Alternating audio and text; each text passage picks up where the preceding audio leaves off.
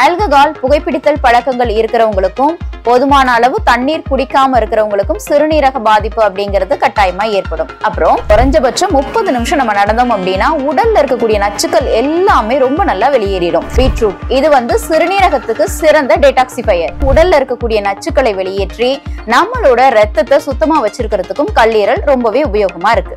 7 to 8 மணி நேரம் தூக்கம் அப்படிங்கிறது கல்லீரல் சிறுநீரகத்துக்கு ரொம்ப ரொம்ப சிறந்த விஷயம்.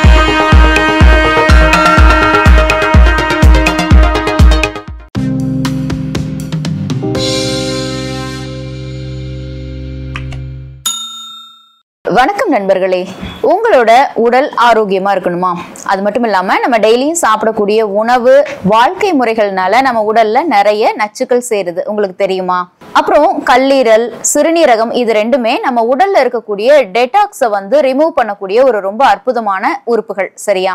இந்த உறுப்புகளை நம்ம பாதுகாப்பா வச்சுக்கிறோமா அப்படின்னா கண்டிப்பா கொஞ்சம் சந்தேகமான ஒண்ணுதான், இல்லைங்களா?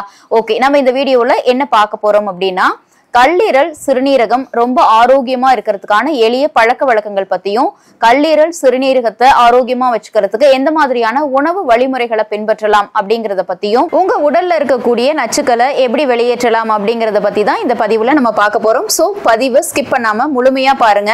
கல்லீரல் மற்றும் சிறுநீரகம் நம்மளோட உடல்ல இருக்கக்கூடிய நச்சுக்களை நீக்கக்கூடிய மிக முக்கியமான உறுப்புகள். ஃபர்ஸ்ட் கல்லீரலோட பணி என்ன அப்படின்னா நம்மளோட உணவை ஜீரணிக்கிறது, கொழுப்புகளை ஒழுங்குபடுத்துறதுக்குமே உதவுது. அது மட்டும் இல்லாம உடல்ல இருக்கக்கூடிய நச்சுக்களை வெளியேற்றி நம்மளோட ரத்தத்தை சுத்தமா வச்சிருக்கிறதுக்கும் கல்லீரல் ரொம்பவே உபயோகமா இருக்கு. அடுத்ததா சிறுநீரகத்தோட பணி என்ன அப்படிங்கறத பாத்திரலாம்.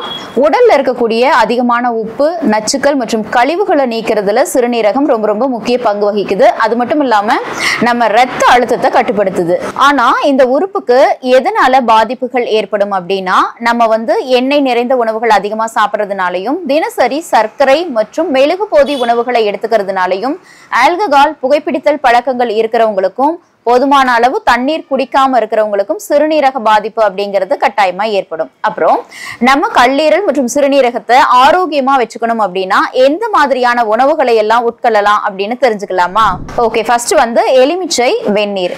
எலுமிச்சை சாறு காலையில வெந்நீரோட கலந்து குடிச்சோம் அப்படின்னா கண்டிப்பா கல்லீரல் டெடாக்ஸ் ஆயிடும். அப்புறம் அதிகப்படியான அமிலங்களை ஒழிக்க சிறுநீரகத்துக்கு ரொம்பவே ஹெல்ப் பண்ணும். அடுத்ததா பச்சை கீரைகள், காய்கறிகள். இதுல பசலை, முருங்கைக்கீரை, கொத்தமல்லி இது எல்லாமே நச்சுக்களை வெளியேற்றக்கூடிய சக்தி கொண்டது. அடுத்ததா பீட்ரூட். இது சிறுநீரகத்துக்கு சிறந்த டெடாக்சிஃபையர். அடுத்ததா நாட்டு உணவுகள், அதுல இருக்கக்கூடிய ஆரோக்கியமான கொழுப்புகள் பத்தி தெரிஞ்சுக்கலாம். அவகேடோ இது கொழுப்புகளை கரைக்கும், நம்ம உடலுக்கு ரொம்ப ரொம்பவே நல்லது. அடுத்ததா கம்பு, ராகி இது சிறுநீரகத்துக்கு நல்ல புரதம் மற்றும் நார்ச்சத்தை தரக்கூடியது. நெக்ஸ்ட் அதிக நார்ச்சத்து உள்ள உணவுகள் என்னன்னு பார்க்கலாம். ஆப்பிள் இது பாத்தீங்க அப்படின்னா உடல்ல இருக்கக்கூடிய நச்சுக்களை நீக்கக்கூடிய ஒரு இயற்கையான உணவு. அடுத்ததா வேர்க்கடலை, பாதாம் இது சிறுநீரகத்துல கல் ஏற்படுறத முழுமையா தடுத்துரும். அடுத்ததா பூண்டு, இஞ்சி. இந்த பூண்டும் இஞ்சியும் என்ன பண்ணுது அப்படின்னா நச்சுக்களை எல்லாம் வெளியேற்றி ரத்தத்தை ரொம்ப சுத்தமா வச்சுக்கிறதுக்கு ஹெல்ப்ஃபுல்லா இருக்கு. அதே போலதான் மஞ்சள் யூஸ் பண்ணோம் அப்படின்னாலும் கல்லீரல்ல இருக்கக்கூடிய அலர்ஜியை குறைக்கக்கூடியதா இருக்கும். அடுத்ததா அதிகமா தண்ணீர், அப்புறம் பசும்பால். டெய்லியுமே 3 to 4 லிட்டர் தண்ணி எடுத்துக்கிறது ரொம்ப ரொம்ப அவசியம். பசும்பால், பசும் தயிர் ரெண்டுமே கண்டிப்பா சிறுநீரக ஆரோக்கியத்துக்கு ரொம்ப ரொம்பவே சிறந்தது. அடுத்ததா கல்லீரல் மற்றும் சிறுநீரகத்துக்கு முக்கியமான பழக்க வழக்கங்கள் எந்த மாதிரி அப்படிங்கறத பத்தி பார்க்கலாம். டெய்லியுமே உடற்பயிற்சி கட்டாயமா செய்யணும். எந்த மாதிரி அப்படின்னா குறைஞ்சபட்சம் 30 நிமிஷம் நம்ம நடந்தோம் அப்படின்னா உடல்ல இருக்கக்கூடிய நச்சுக்கள் எல்லாமே ரொம்ப நல்லா வெளியேறிடும். அப்புறம் யோகா, பிராணயாமா இந்த மாதிரி எல்லாம் நம்ம எடுத்துக்கிறதுனால சிறுநீரக ஆரோக்கியத்துக்கு ரொம்ப ரொம்ப நல்லது.